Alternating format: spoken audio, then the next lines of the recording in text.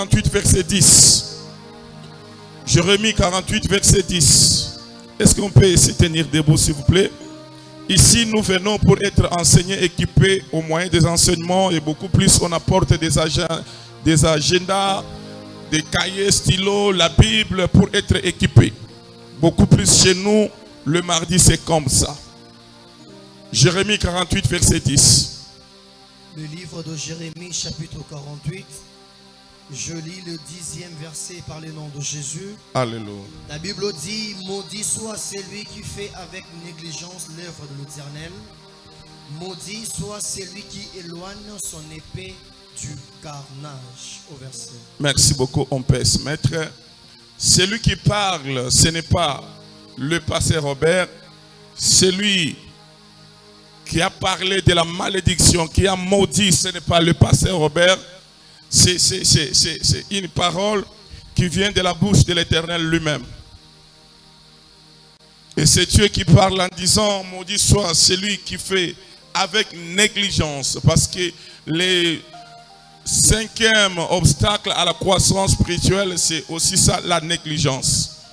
Vous savez, quand on marche avec Dieu, et dans cette marche, beaucoup plus que vous exercez la négligence, vous n'allez pas croître spirituellement. Et votre intimité avec Dieu aura toujours des problèmes, aura des difficultés de croître. Chacun de nous a besoin de croître spirituellement. Mais pour croître spirituellement, il faut éviter la négligence. Dieu dit: maudit soit celui qui fait avec négligence l'œuvre de l'Éternel.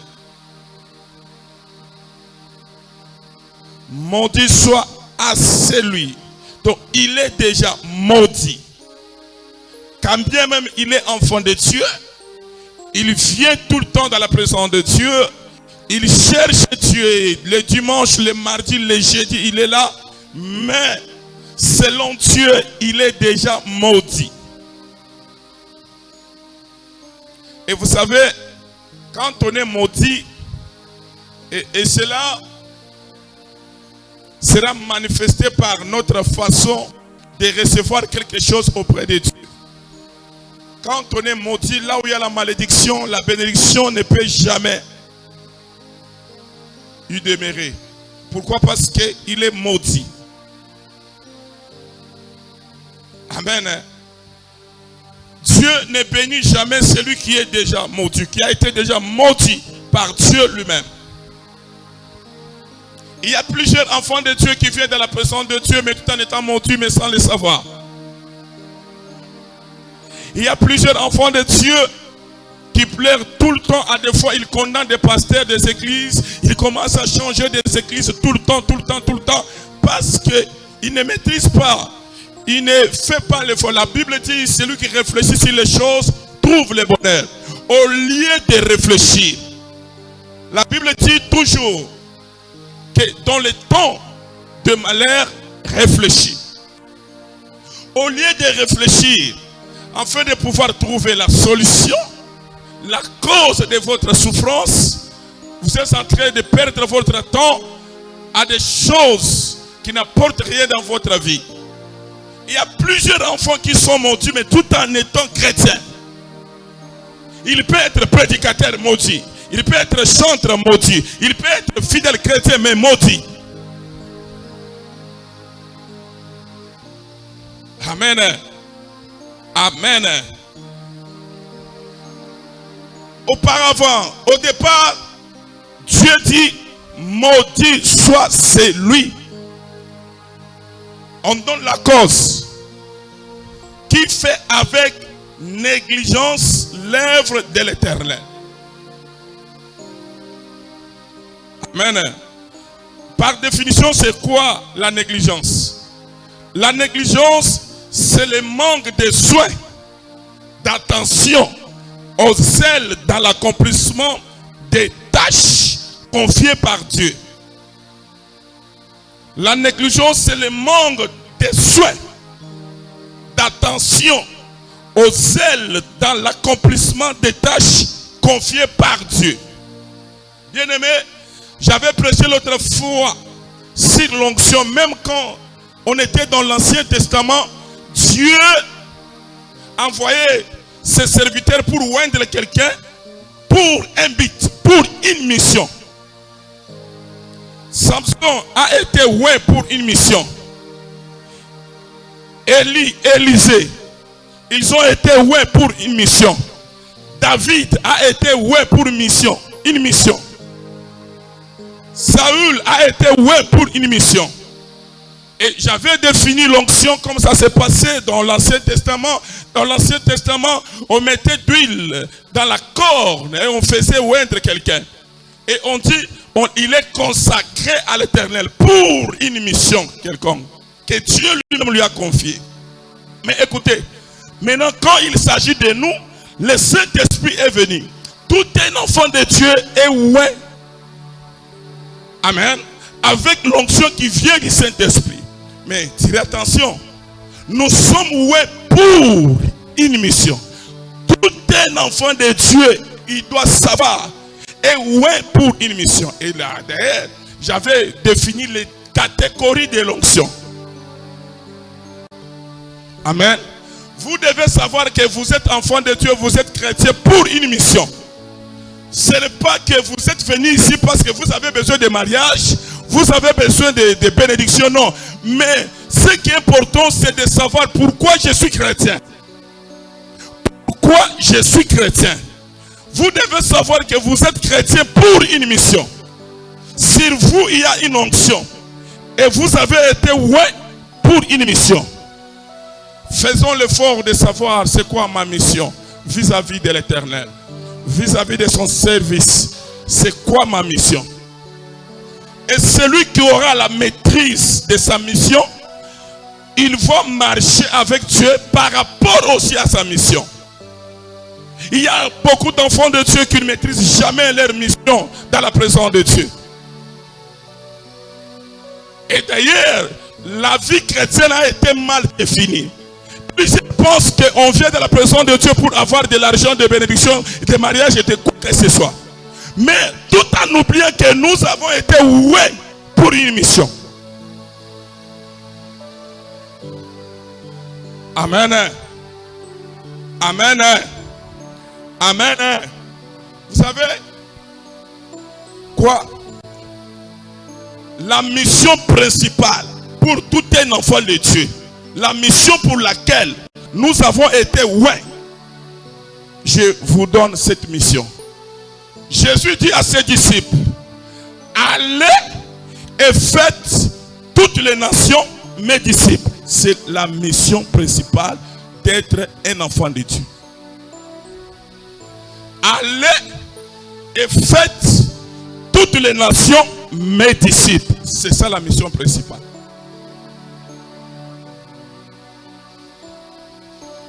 Ce que nous sommes en train de faire, ça tourne tout autour de cette mission. Même si vous êtes donateur au sein d'une église, et le but de ce que vous êtes en train de donner, c'est quoi? Ça va atterrir toujours par gagner les hommes perdus. L'existence de l'église, nous sommes là pour gagner les hommes perdus, afin d'attendre les jours de son avènement. Si vous êtes en train de chanter, tout ça, c'est pour gagner les hommes perdus. Amen. Vous êtes partenaire, tout ça, c'est pour gagner les hommes perdus. Vous êtes prédicateur, nous sommes ouais. La mission principale, c'est de faire quoi? Gagner les hommes perdus. Non, moi je ne suis pas évangéliste. Moi, je suis juste simple partenaire. Wow.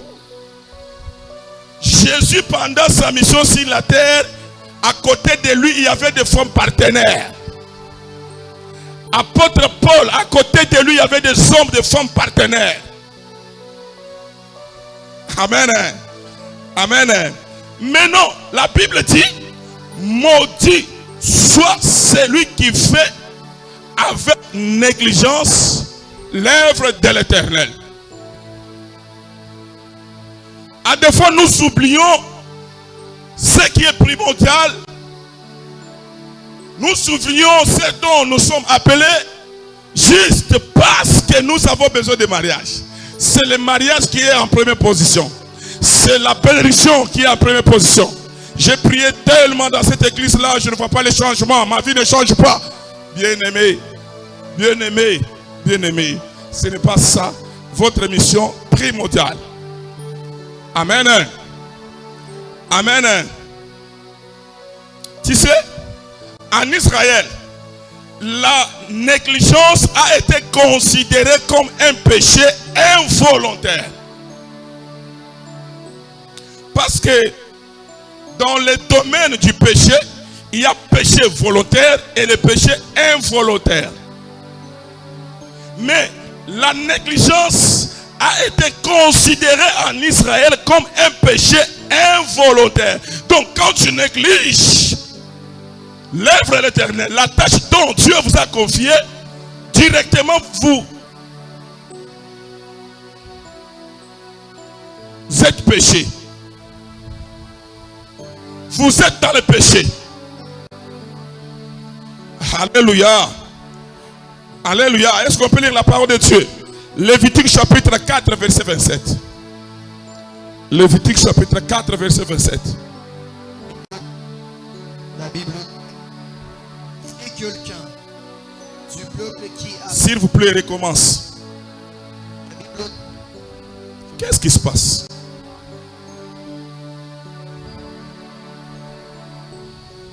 Amen. La Bible dit, si quelqu'un du peuple qui a péché involontairement, Oui.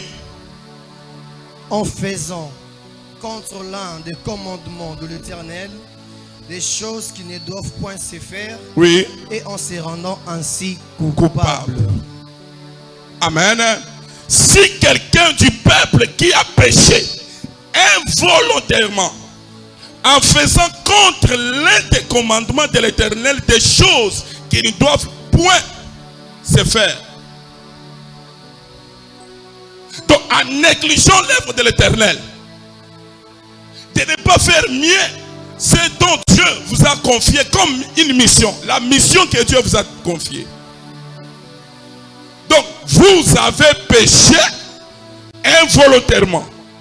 La Bible dit il est coupable. Amen. Amen. Amen. À des fois, on vient, on pense, Seigneur, ces derniers temps, tu m'avais dit cette année, tu feras ça pour moi. Mais année sili, année sili parce que tu ne prends pas le temps de consulter d'abord pour savoir ce que c'est. Dieu pense à propos de la mission qu'il vous a confiée. Vous êtes partenaire. C'est la mission que Dieu vous a confiée. Vous êtes servante, serviteur. C'est la mission que Dieu vous a confiée. Vous êtes fidèle dans cette église. C'est la mission que Dieu vous a confiée. Est-ce que quelqu'un est là? Quelqu'un est là? Oui. Je suis chanteur. Je suis clavériste. Je suis drummer. Au-delà de tout, c'est la mission que Dieu vous a confiée. Mais aujourd'hui, on pense beaucoup plus à l'argent. L'argent. L'argent. Bien-aimé, lorsque Dieu vous donne une tâche et que vous ne servez plus Dieu selon la tâche qui vous a été confiée, vous devez savoir que vous avez commis un péché involontaire. Est-ce que je parle à quelqu'un? Je parle à quelqu'un? Oui. Et un péché involontaire, c'est-à-dire c'est quelque chose que tu as commis sans se rendre compte. L'acte commis sans se rendre compte. C'est ça. Les gens viennent de la présence de Dieu, mais sans se rendre compte qu'ils ont commis des péchés. Et ils savent que péché, c'est seulement commettre l'acte sexuel, c'est seulement voler. Mais la Bible dit, c'est quoi le péché? Le péché est la transgression de la loi. C'est ça la définition du péché. À des fois où nous péchons, mais sans se rendre compte que nous avons péché. Et ceci dans la présence de Dieu est considéré comme un péché qui mérite aussi ses conséquences. Un péché qui mérite aussi ses conséquences. Vous étiez protocole, vous ne voulez plus servir Dieu. Sachez-le que c'est un péché. C'est un péché. Amen. Vous étiez chantre, vous avez cessé de chanter pour Dieu. Parce que tu as trouvé un bon travail, c'est un péché. Oh, si vous chantiez, c'est parce que vous n'avez pas le travail. Et lorsque vous avez trouvé le travail, vous avez laissé de chanter. Oh. Amen. Je suis en train de parler à quelqu'un. La Bible dit, tout ce que vous faites, amen, faites-le de bon cœur et non pour les hommes, mais pour l'Éternel. Quand Dieu vous a confié quelque chose, la mission, faites-le bien. En faisant cela bien, cela aussi va vous procurer des bénédictions.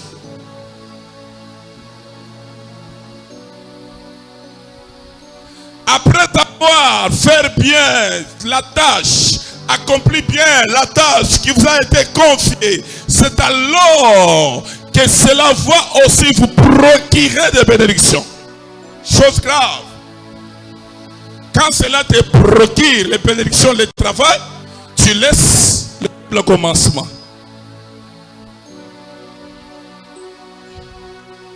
Vous êtes dans une église, vous ne voulez même pas servir Dieu au protocole, au service protocolaire.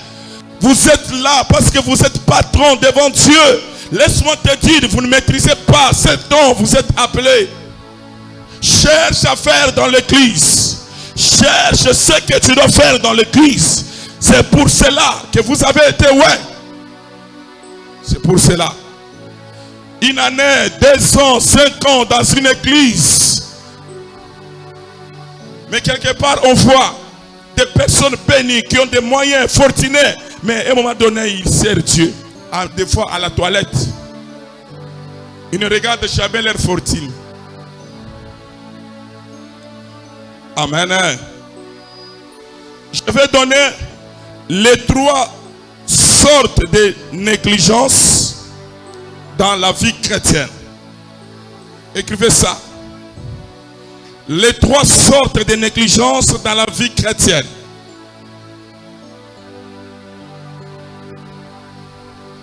Les 3 sortes de négligence dans la vie chrétienne. Tirez attention.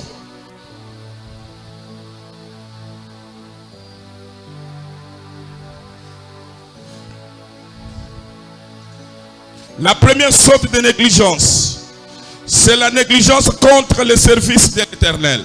C'est ce que nous venons de lire dans Jérémie 48, verset 10. La négligence contre le service de l'Éternel. Un négligent. Comme lui, il sert Dieu pour qu'il soit payé. Lorsqu'il n'est pas payé, il ne sert plus Dieu. Il se décourage. Un négligent. Il a péché devant l'Éternel, mais sans le savoir qu'il vit dans le péché. Notre motivation, ce n'est pas d'abord l'argent. L'argent, ça peut venir, c'est juste un encouragement, mais ce n'est pas notre motivation. On ne sert pas Dieu premièrement pour l'argent, mais on sert Dieu parce que c'est une mission qui m'a été confiée. Est-ce que je parle à quelqu'un? Ce n'est pas l'argent. Lorsque déjà il y a déjà la motivation, la raison pour laquelle j'ai dit dans cette église, on a beaucoup souffert avec ces problèmes ici de chante. On ne veut plus ça. quelqu'un qui vient, que je viens pour, je chante pour être payé. Lorsqu'il n'est pas payé, il dit, allons bien. Non, cette motivation-là, c'est déjà, c'est le péché. Marqué, il chante bien, il adore bien, mais il pêche tout le temps. Il pêche quotidiennement.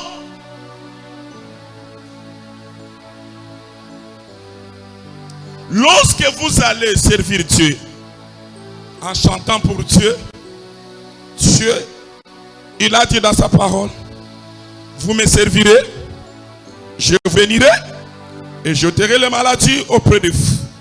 Ce n'est pas ça? Ce n'est pas ça?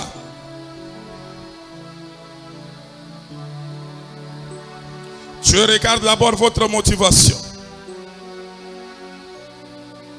Ne chantez pas pour l'argent, mais quand vous chantez, tout en sachant que ce que je suis en train de faire, c'est la mission pour laquelle j'ai été appelé, c'est alors que Dieu va vous bénir.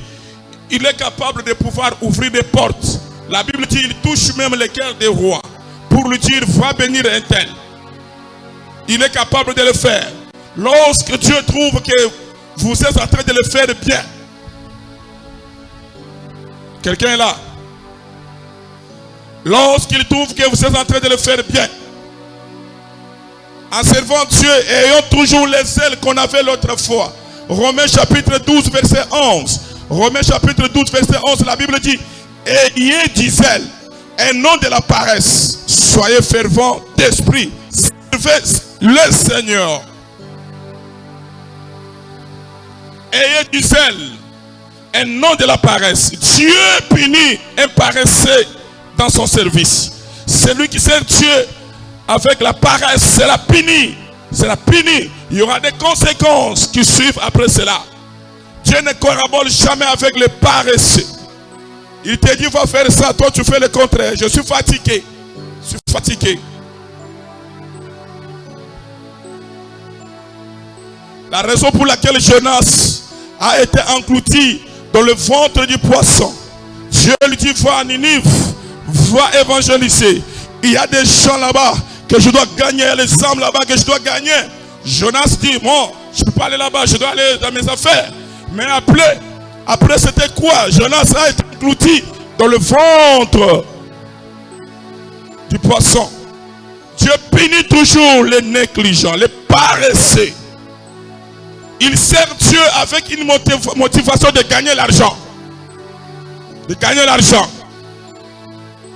J'ai dit à un chanteur, toi tu chantes pour qu'on te donne les $10. Les $10 là, à des fois devant Dieu, c'est rien. Et pourtant que Dieu pense pour stabiliser ta vie. Mais toi tu sacrifies ta vie au profit des $10. Moi, je vis que de ça. Mais regarde vie naye. Asata na sapato te. Amen. Asata na sapato malonga te. Abeti apesiye.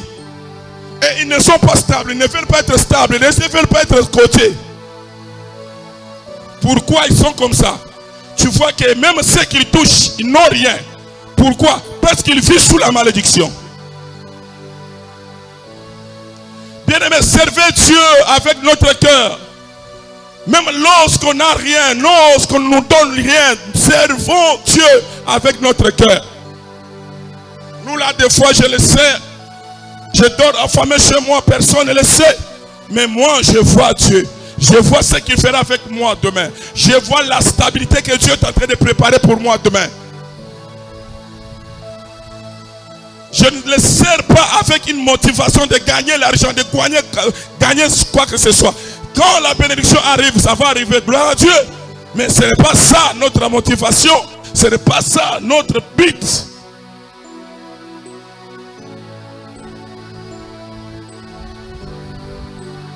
Vous servez l'Éternel avec négligence. Tu es le protocole, tu es qui que ce soit, tu es partenaire, tu payes les loyers de l'église. Pour payer les loyers de l'église, il faut que le pasteur t'appelle. Ah, bien-aimé, c'est parce que tu ne sais pas que ce que tu fais, c'est la mission que Dieu t'a confiée. Payer les loyers de l'église, c'est la mission que Dieu vous a confiée. N'attendez pas que le pasteur puisse vous appeler. Sinon, vous risquez de tomber sous la malédiction. La Bible dit, maudit soit à celui qui sert l'Éternel avec négligence. Ce qui passe à Benguingatena, c'était moi. Non, c'est votre mission, c'est votre mission. Faisons ça bien, avec votre cœur. En faisant cela, Dieu va vous bénir. Est-ce que je parle à quelqu'un? Si vous étiez dans l'oubli, à partir d'aujourd'hui, vous devez changer. Vous avez une tâche quelconque au sein de l'église. Vous devez faire ça avec amour.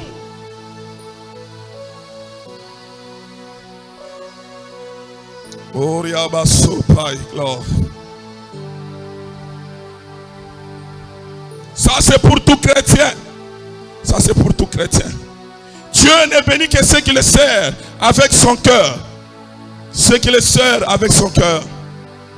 Écoutez un conseil que Dieu nous donne. Nous sommes dans 2 Chroniques chapitre 29 verset 11. 2 Chroniques 29 11. La Bible dit, oui. Maintenant, mes fils, cessez d'être négligents. Cessez d'être négligents.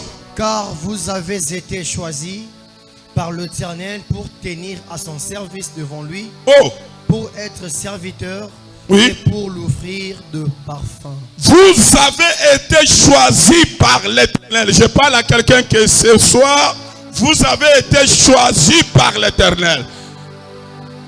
Ce que vous faites, j'ai dit maintenant là, mes fils, c'est un conseil. Tu n'es pas n'importe qui. Et ça n'a pas n'importe quoi.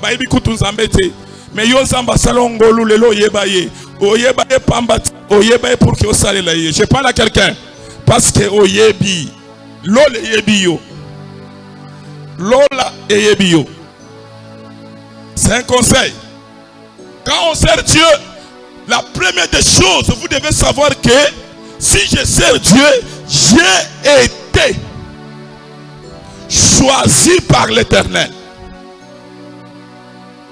Je ne sers pas Dieu parce que le pasteur est là, le pasteur me vend, le pasteur me donne de l'argent, le pasteur... Non. Je ne sers pas Dieu parce qu'il y a un homme là au sein de l'église qui veut m'épouser, Non. Vous avez été choisi par l'Éternel. Chanter pour la gloire de Dieu, c'est une grâce. Vous avez été choisi par l'Éternel. Je parle à quelqu'un ce soir. Il y a quelqu'un qui s'était déjà fatigué de soutenir l'œuvre de l'Éternel. Bien-aimé, je te conseille de le faire. Tu ne le fais pas pour le pasteur, mais tu le fais pour Dieu. Vous avez été choisi par l'Éternel. Ne te fatigue plus. Même si l'homme de Dieu avait mal agi, mais cela ne peut jamais être un synonyme de te décourager de ne pas servir Dieu. Continue à servir Dieu. Celui qui s'était découragé doit se repentir ce soir et dire à Dieu, Seigneur, je vais me lever, je vais te servir maintenant. Je ne te sers pas pour mon pasteur, je ne te sers pas pour maman pasteur, je te sers parce que j'ai été choisi par l'Éternel. Maria Bruska. Oh, maman pasteur, le belinga m'a payé. Moi, on a foutu sumbon à loyauté. Wow. Yo, bah, nous foutons bon à loyauté pour la maman pasteur. Toi, vous avez été choisi par Dieu. Yo, okoko ta lola na oyo zo sala, mais maman passer la tikale azangi lola. Sozo e bangote. N'abandonnez jamais de servir Dieu à cause d'un mauvais comportement d'un homme de Dieu ou d'une maman pasteur. Écoutez, plus vous servez Dieu, plus aussi Dieu vous bénit. Est-ce qu'on peut lire la parole de Dieu? Exode chapitre 23, verset 25. Exode 23, 25. Qu'est-ce que la Bible dit? La Bible dit, oui. Vous servirez l'Éternel votre Dieu. Ok. Et il bénira vos pains et vos eaux. Ok. Et j'éloignerai la maladie du milieu de toi. Alléluia. Est-ce qu'on peut acclamer pour le roi des rois? Est-ce qu'on peut acclamer? Est-ce qu'on peut acclamer? Vous servirez l'Éternel votre Dieu et il vous bénira. Il bénira votre pain. Ce n'est pas le pasteur qui vous bénit. Amen. Ce n'est pas le pasteur, ce n'est pas la maman pasteur qui vous bénit. Mais c'est l'Éternel qui bénit votre Père. Ce n'est pas le pasteur qui éloignera des maladies auprès de vous, mais c'est Dieu qui le fait. Ah, bien aimé, fais-le bien. Si on l'aime qui zongelango, si on tika qui zongela yango, quand tu le fais, Dieu aussi te bénit. Gagnant, gagnant. Tu sers Dieu, Dieu aussi te bénit. Tu donnes pour Dieu, Dieu aussi te bénit. Bien aimé, je vous donne mon témoignage. Tu sais, moi là, moi j'ai passé toute ma vie dans l'église. J'ai passé toute ma vie dans l'église Kaka. Mais on avait juste la foi qu'un jour notre vie va changer.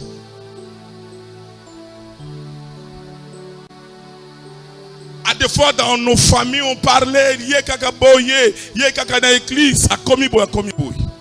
Et je parle à quelqu'un, sers Dieu avec ton cœur. Peu importe les problèmes que tu rencontres, sers Dieu avec ton cœur. Il est fidèle. C'est un bon payeur. Il sait comment et quand il va vous payer.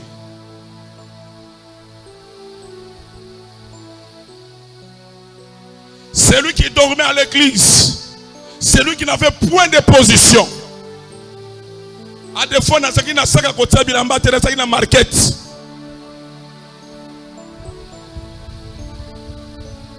La market. Mais lorsque Dieu s'était décidé de me bénir, le même jour, le même jour. Dieu c'est un bon payeur, je te le dis. Ne servez jamais Dieu avec motivation d'être payé par le pasteur.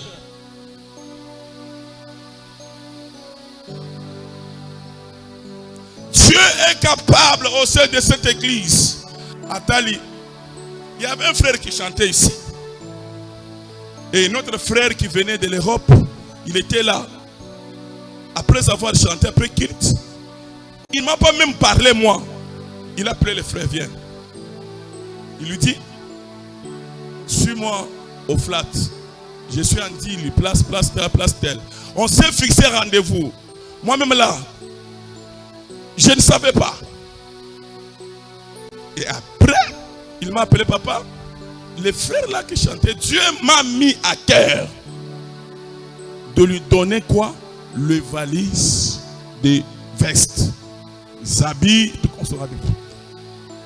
Je lui ai répondu, c'est Dieu qui vous a mis à cœur. Alors,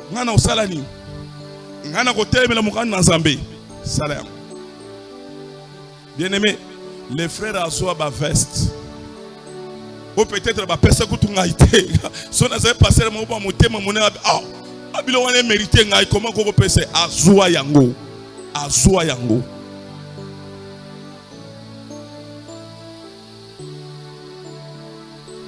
Dieu est capable de toucher. Il sait comment toucher quelqu'un.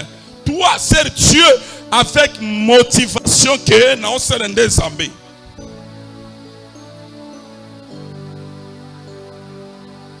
Alléluia.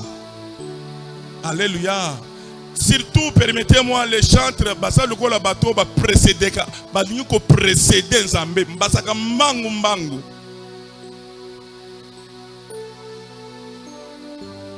La raison pour laquelle vous remarquez que chantre rebelle vous permettre de chanter. Basa kana vika vacabondance, asa awa, asa awa. À des fois comme on chante, on soit adoré qui toko memuibi. Permettez-moi ce que je vous dis. Azo bete guitare solo kitoko. Asisi ko bete rabo. Alimona kitara batu. Pourquoi? Il est maudit.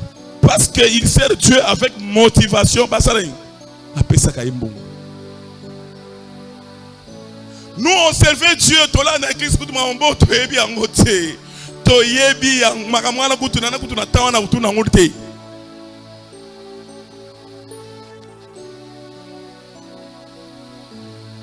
Na tawa na kutuna ngote. Mais le dimanche, Je suis du haut de la chair, étant modérateur, bien veste. Nous avons ça na balulinga so pambolanga. Pourquoi? Na sekena motivation papa moi je servais que Dieu. Sers Dieu avec ton cœur. Quand le temps va venir, il est le bon payeur. Il va te payer. Il va te donner le mariage. Il sait quand il va vous bénir. Vous êtes donateur. Le partenaire, fais-le avec ton cœur. Dieu sait quand il va vous bénir.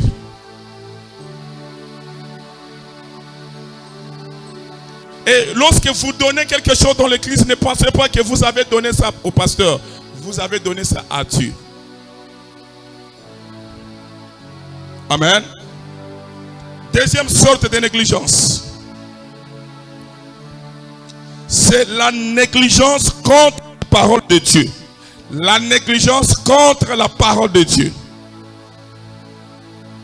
Luc chapitre 6, verset 49e. Luc 6, 49e verset. Quand on est négligent à la parole de Dieu. La Bible dit, mais celui qui attend et ne met pas en pratique est semblable à un homme qui a bâti une maison sur la terre sans fondement. Les torrents se jetaient contre elle. Aussitôt elle est tombée. La ruine de cette maison a été grande. Amen. Celui qui attend et n'est pas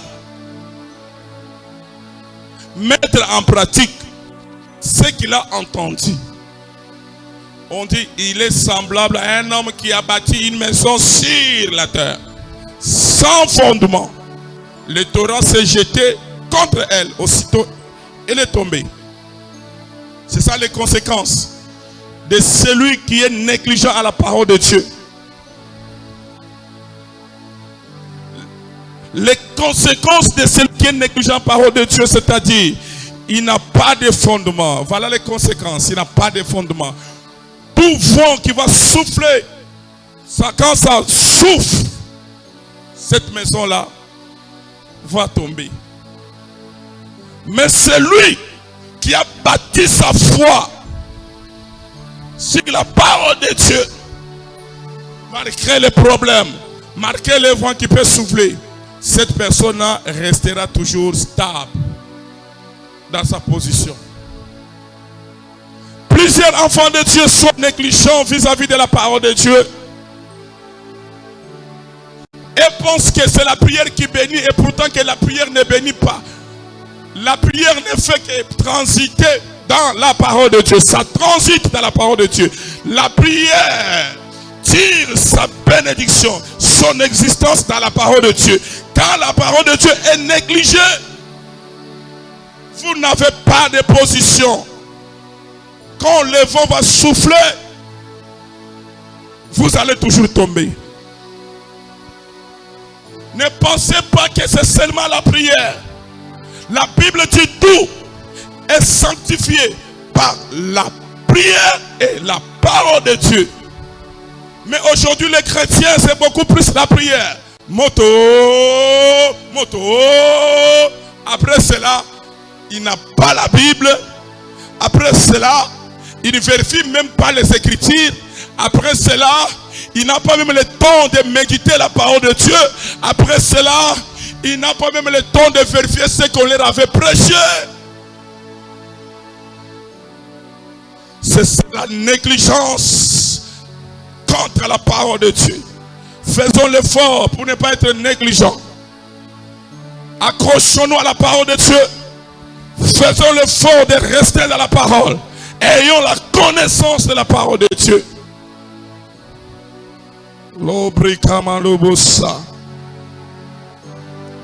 Celui qui s'accroche à la parole de Dieu, sa foi s'est racinée dans la parole. Quand le vent va souffler, il ne tombera jamais. Car cette personne s'est appuyée sur la pierre angulaire. Il ne tombera jamais. Il ne bougera jamais, peu importe les problèmes qu'il va traverser. Accrochons-nous à la parole de Dieu. Ne négligez jamais la parole. Soyez disciplinés. Un chrétien qui aime la parole, qui a sa Bible, qui médite là tout le temps, il sera stable. Plusieurs chrétiens négligent la parole. Négligent la parole. Négligent la parole. Et c'est la bénédiction, c'est le mariage. Non, c'est pas ça. La raison pour laquelle dans une église où il y a toujours des miracles du début jusqu'à la fin, chaque mardi, miracle, début jusqu'à la fin, jeudi, miracle, vendredi, miracle, prière de combat, prière. On aime ça, nous on aime ça, nous on est fiers de ça, nous on aime ça.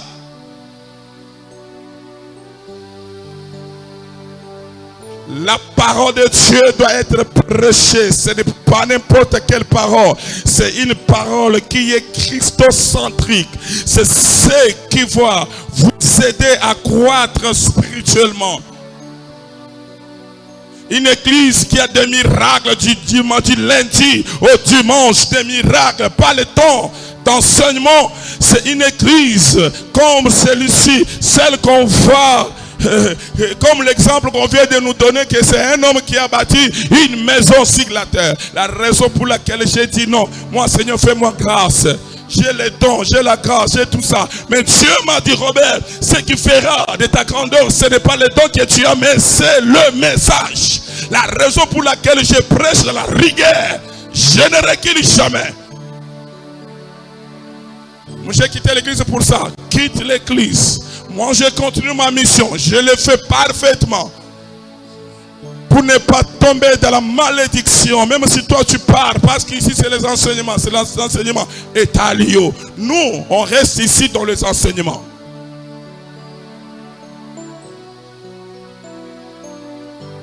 Amen. Troisième sorte de négligence. C'est la négligence contre un engagement spirituel. C'est là où il y a des problèmes. On est maudit ici. La négligence contre un engagement spirituel. Nous sommes dans le livre de Proverbes chapitre 20, verset 25. Proverbes 20, 25. La Bible dit, ouais. C'est un piège pour l'homme que de prendre à la légère un engagement sacré. Oui. Et de ne réfléchir qu'après avoir fait un vœu. Amen. C'est un piège d'un homme de prendre un engagement sacré. C'est-à-dire, quand on parle quelque chose de sacré au sein de l'église, j'ai pris l'engagement de donner une telle chose. J'ai pris l'engagement de faire ça. Mais quand il s'agit de l'accomplissement de l'engagement, il a dit, j'ai oublié. C'est la négligence. Il est maudit. Mais la Bible dit c'est un piège d'un homme de prendre un engagement sacré. Et après avoir pris cet engagement, tu ne reviens jamais pour remettre cela. Combien bazoua engagement alors lui passer à Bossani. Si on a fait 2 semaines, 3 mois, passer à Bossani naïe et Sininango. Vous vivez sous la malédiction. Le pasteur peut oublier, il est humain, mais Dieu ne peut jamais oublier. Le Saint-Esprit ne peut jamais oublier.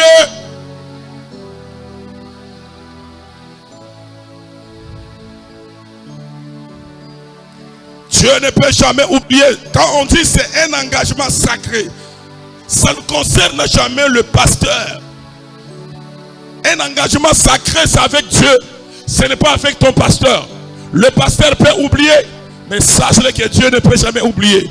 La raison pour laquelle il y a plusieurs chrétiens qui ne sont pas bénis, qui prient beaucoup, mais ils oublient qu'il avait pris l'engagement. Jusqu'alors, il n'arrive jamais à honorer cet engagement-là. Il vit sous la malédiction. Malédiction.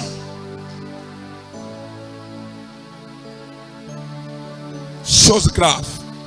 Au sujet engagement, moi il est qui?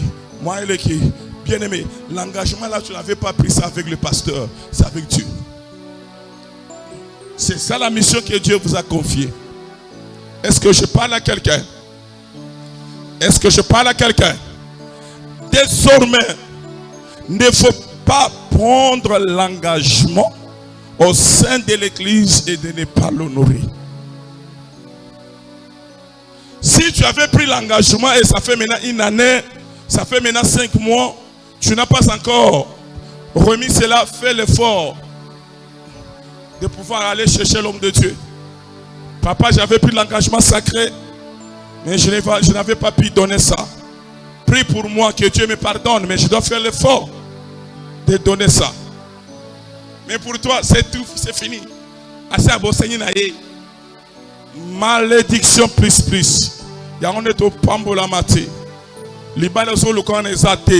Parce que tu es sous la malédiction.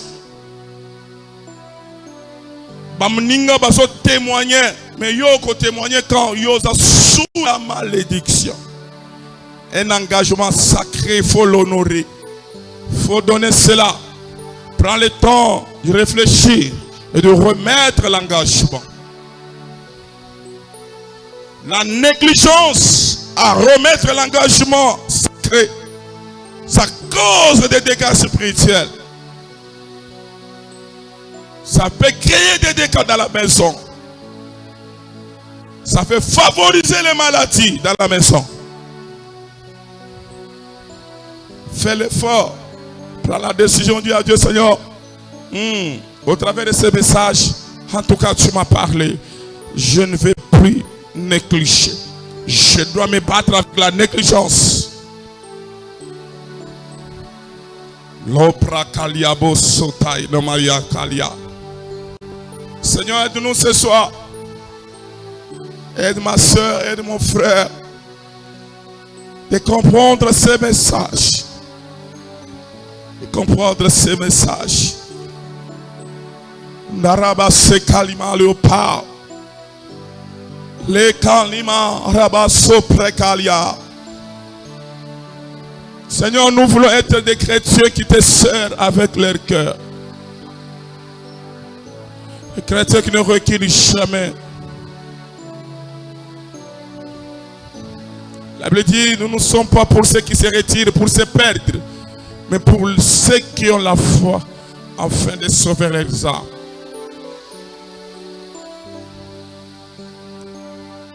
Je me l'ai compris. Si tu te sens que tu avais pris des engagements, si tu te sens que tu sers Dieu avec négligence, on peut se mettre à genoux, dire à Dieu, Seigneur, pardonne-moi, je vais changer, je vais changer. Dis-lui, Seigneur, pardonne-moi, je vais changer. À des fois, je te servais avec la motivation de gagner l'argent. De gagner l'argent.